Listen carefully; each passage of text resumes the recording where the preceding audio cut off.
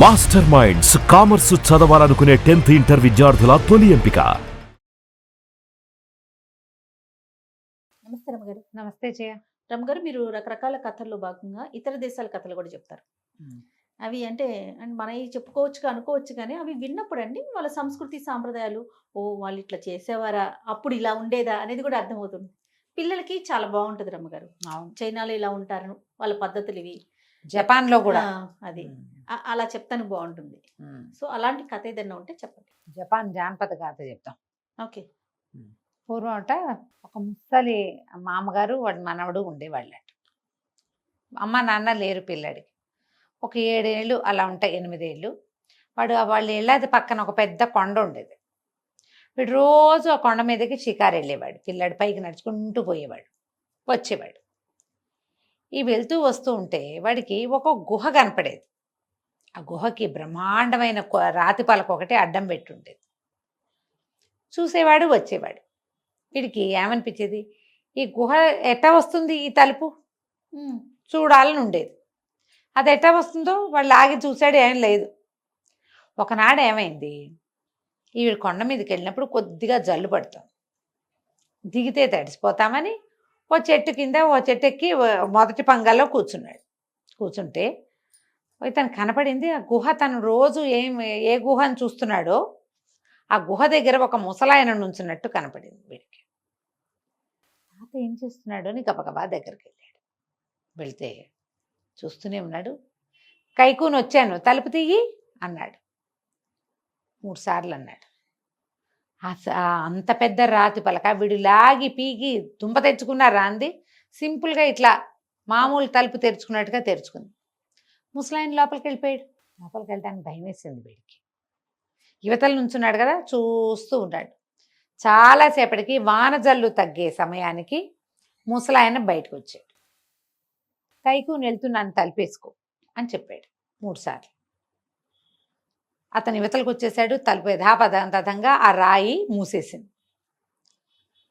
ఉత్సాహం వచ్చేసింది వాడికి.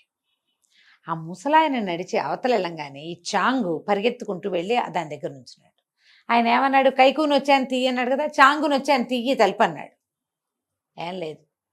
వీడు ఏంటి, ఆయన ఎత్తాకే కదా, తన పేరేగా చెప్పాడు, నేను కైకూని అన్నట్టుగానే చెప్పాడు. నేను కూడా అదే చెప్తాను కదా, అప్పుడు తట్టిది ఆయన 3 సార్లు చెప్పాడని. చాంగుని వచ్చాను తలుపు తీయి, చాంగుని వచ్చాను తలుపు తీయి, చాంగుని వచ్చాను తలుపు తీయి అన్నాడు. ఆనంగానే చటుకుని జరిగింది రాయి. ఆశ్చర్యపోయాడు. భలే ఉంది మంత్రం. సరే దిగేసాడు లోపలికి. అంత చీకటిగా ఉంది. లోపలికి వెళ్ళగా వెళ్ళగా మెట్లు గిట్లు దాటుకుని వెళ్తే ఒక పెద్ద బ్రహ్మాండమైన రాతి పలక లాంటిది ఉంది. అంతా చూసి ఆ పలక మీద ఎక్కబోయాడు. అది గట్టలేము. దబిక్కిని జారిపడ్డాడు వెనక్కి. పాలరాయి కదా, నున్నగా ఉంది. కానీ వీడి కాలు తగిలేసరికి అది గిర్రని తిరిగేస్తుంది ఆ రాయి. చూస్తూ ఉండగానే ఆ రాయి మొత్తం కిందకి వెళ్ళిపోయి పాతాళంలాగా లోపలికి వెళ్ళిపోయింది. మెట్లు ఉన్నాయి. దిగాడు. అక్కడ తలుపు ఉంది. వీడికి మంత్రం వచ్చుగా, కైకూని వచ్చాను తలుపుది అంటాం, చాంగుని వచ్చాను తలుపుది అని 3 సార్లు అన్నాడు. ఆ తలుపు కూడా తెరుచుకుంది. లోపల ఎన్ని భవనాలు, ఎన్ని తోటలో, ఎన్ని రకాల పళ్ళు కాయలు, ఏమిటేమిటో పక్షులు. ఎక్కడి నుంచో కాంతి కిరణం ఇట్లా కిందకి పడినప్పుడల్లా ఒక కొత్త రంగు వస్తుంది, ఇంద్రధనస్సులాగా. ఎంతో బాగుంది. వాడు అదంతా కలయి తిరిగాడు, మొత్తం చూశాడు. చూసి ఎవ్వరూ లేరు లోపల. దాని అందం పట్టలేకుండా ఉంది.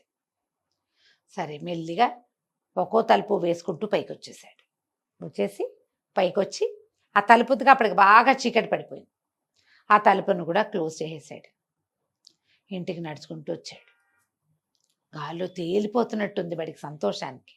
ఎన్నాళ్ల నుంచో ఆ రాతి పలకను చూస్తున్నాడు వాడు. దాన్ని తీసే మార్గం తెలిసిపోయింది.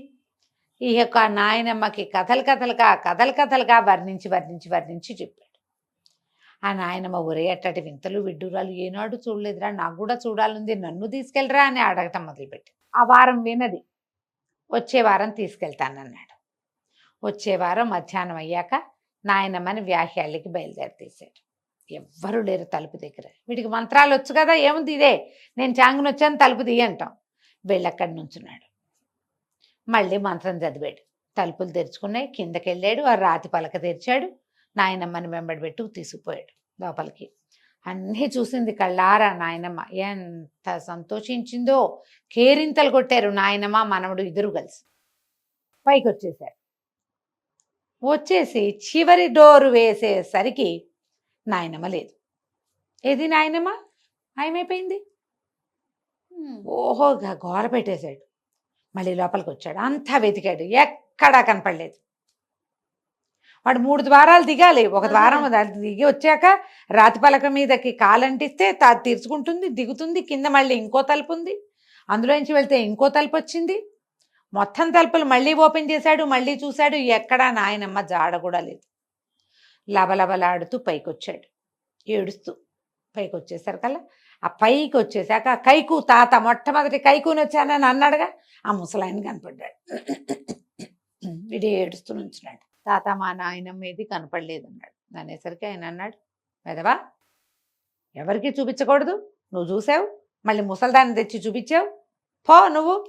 వీటన్నిటికీ ఎవరు రాకుండా నువ్వు ఇలా నీలాగే దొంగతనంగా ఎవడో ఒకడు వస్తాడని ముసలిదాన్ని కాపలా పెట్టాను, నువ్వు వెళ్ళిపో అన్నాడు.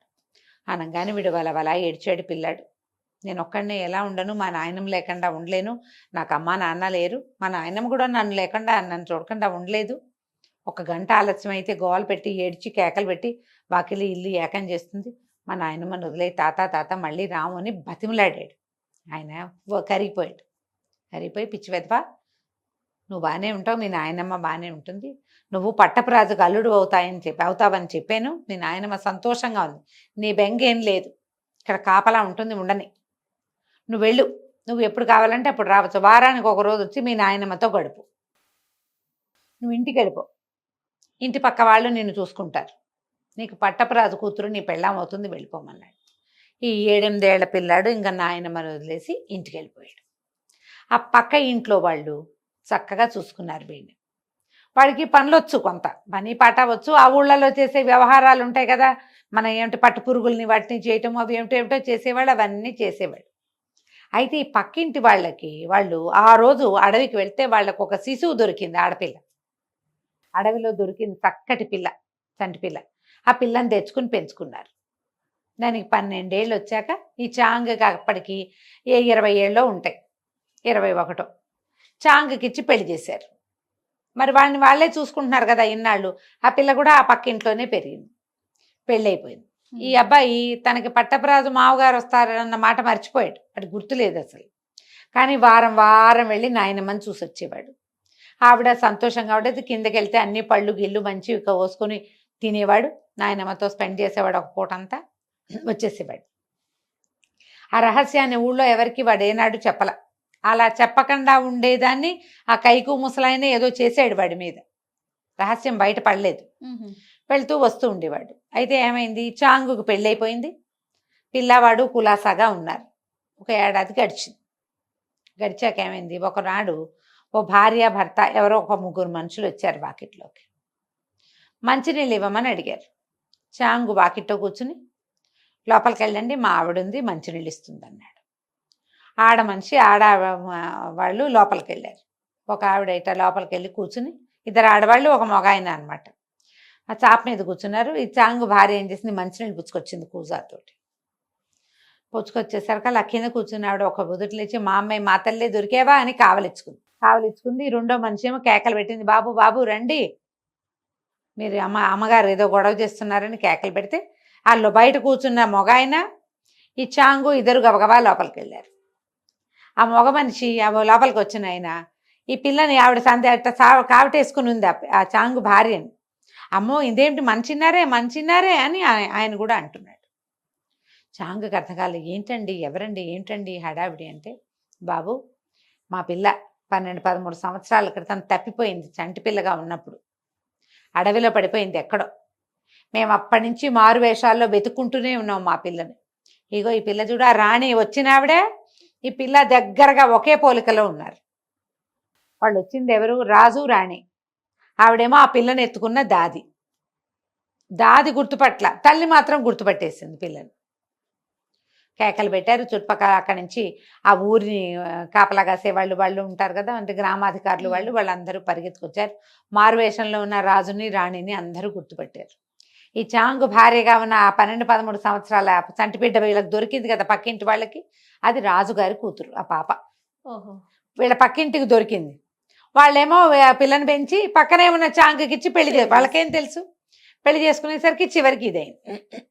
ఆ రోజు శనివారం అయ్యేసరికి చాంగ్ అన్నాడు, మా నాయనమ్మ వేరే చోట ఉంటుంది, నా కోసం చూస్తూ ఉంటుంది, ఈ అమ్మాయిని వారం వారం తీసుకెళ్తాను, మీరు కూడా రండని రాజు రాణి అందరినీ వెంబడి పెట్టుకుని ఆ రహస్య ప్రదేశానికి తీసుకుపోయాడు. అదొక లోకం. ఆ తలుపులు తీసాడు, తీసి వీళ్ళందరిని లోపల తీసుకెళ్ళాడు. వాళ్ళు ఆనందించారు, నాయనమ్మ ఆనందించింది. పట్టపు రాజుకి అల్లుడవుతాడని చెప్పాడు కదా, ఆ మాట నిజమైంది. సరే ఈ చాంగు తలకు పక్కింటి వాళ్ళను కూడా రాజు రాణి తమ పిల్లని పెంచినందుకు వెంబడి పెట్టుకు తీసుకుపోయారు. ఆ దేశానికి రాజుగారికి అల్లుడైపోయాడు చాంగు. రాజు అయ్యాక కూడా అతను ప్రతి వారము వాళ్ళ నాయనమ్మని చూడడానికి వస్తూనే ఉండాడు. నాయనమ్మకి చావు లేదు. ఓహో. చాంగుకి మనవలు పుట్టాక కూడా నాయనమ్మ అక్కడే అలాగే ఉంది. బాగుంది. వెళ్ళి చూసొస్తూ ఉండేవాళ్ళు. కథ కంచికి మనం ఇంటికి. భలే ఉంది రమ్మగారు. నమస్తే అండి. నమస్తే.